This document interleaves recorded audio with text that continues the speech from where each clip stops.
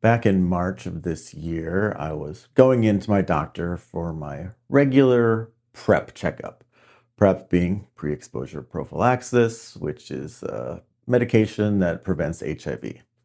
I've been on PrEP for over a decade, and as part of that, you go in every 3 months and get tested for STIs and HIV.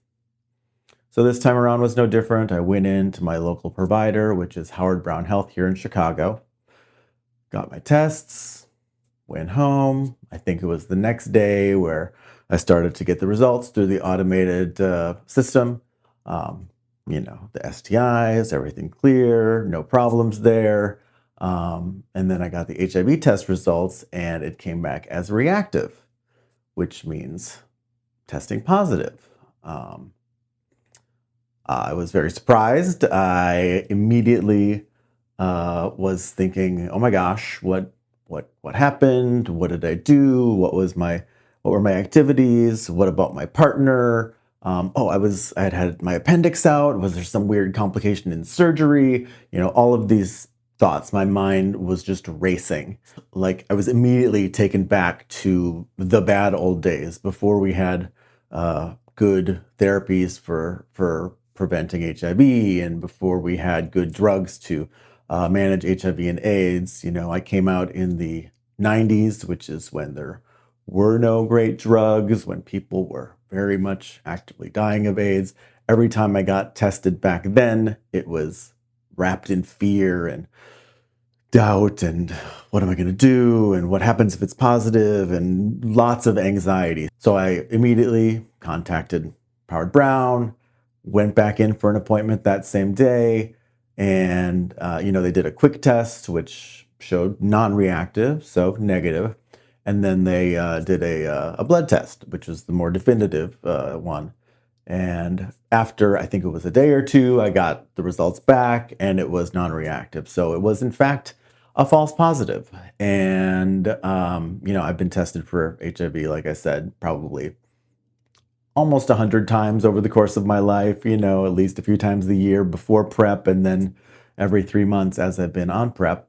And yeah, I'd never had a false positive like that before. And I think over the last 10 years of being on PrEP, I had been, I don't know, lulled is the right word, but I had been sort of pretty confident. It's a very effective preventative medication. And it hadn't really occurred to me that I could become positive, which is funny because I've been very much active in the HIV and AIDS community for a very long time. When I lived in San Francisco, I worked for and fundraised for the San Francisco AIDS Foundation. As I've been in Chicago the last few years, I volunteered with and raised money for AIDS Foundation Chicago and Howard Brown Health as well. So, yeah, I know I'm probably more informed than most about HIV and AIDS, but still, I was really surprised and taken aback and surprised that all of these feelings that I thought had been long since, you know, uh, put in the back of the mind, all those fears sort of quelled. They were still there, and they were still really relevant. And it reminded me that that's the case for a lot of people. I'm very privileged to have good health insurance, to live in a city that has great resources and provides great care to people who are at risk. I bring this all up because we're approaching World AIDS Day, which is December 1st.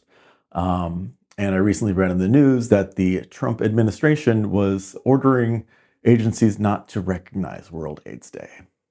As you're aware, no doubt, the Trump administration has been causing havoc in a lot of areas, but in the world of HIV funding, there's some pretty devastating cuts that are part of this. And I want to read from this New York Times article that I'll link below. The article says that the Trump administration froze a bunch of funds, particularly funds to foreign aid for HIV and AIDS prevention efforts. And one thing really stuck out to me. Modeling studies have suggested that cuts by the United States and other countries could result in 10 million additional HIV infections, including 1 million among children, and 3 million additional deaths over the next 5 years. And that's horrifying. That is unconscionable. We have amazing treatments to prevent and treat HIV and AIDS. And there is no reason for us not to be at the leadership position of eradicating HIV and AIDS. Full stop. It's all a part of a broader attack on the Trump administration on lots of marginalized communities, immigrants, transgender and gender nonconforming people. The list goes on and on, and it's exhausting. And there are a lot of terrible things that are going on in the world, and there are a lot of terrible things that the Trump administration is doing. But as we're approaching World AIDS Day, I just want to encourage you to not forget about how HIV and AIDS continues to impact people all over the world. It impacts people that you might know. It impacts people in your community, whether you know it or not. It's a cause still worth fighting for and talking about. So that's what I want to say. So what can you do? I think the first thing you can do is support people in your life who are, at risk for or who have HIV and AIDS. If you're positive, I hope you're on treatment. And just remember that undetectable equals untransmittable. So get on treatment, and it can make the disease manageable. If you're negative, do what you can to stay negative. Look up PrEP. I'll drop some links in the description here. And everyone can support their local AIDS service organization. Like I said, I lived in San Francisco and worked with San Francisco AIDS Foundation. Here in Chicago, Howard Brown Health and AIDS Foundation Chicago are amazing organizations, but there are organizations all over the country, all over the world that really need your support and need your help. So I would encourage you to do that. And finally, vote for people who support good policy, health policy, science, support marginalized communities, and who are fighting to make the world a better place. So thanks for watching. Thanks for commemorating World AIDS Day, and take care of yourself.